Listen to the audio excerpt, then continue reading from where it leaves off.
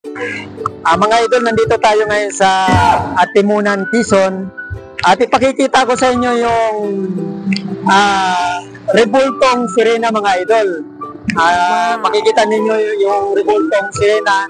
Nung panahon daw ay may isang sirena na napagawi dito. At ang sabi ng mga tao ay nahuli nga, kaya ginawa nila ng rebulto dito, mga idol.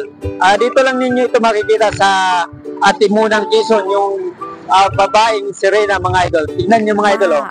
Nakaupo siya sa ibabaw ng bato, mga idol. At napakaalon nga ngayon, mga idol. Makikita nyo dun sa ibabaw ng bato, mga idol, yung sirena.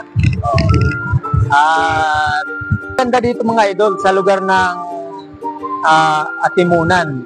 Dahil napakalawak ng dagat, talagang maaari siguro nung panahon ay talagang mayroong napagawi ditong sirena, mga idol.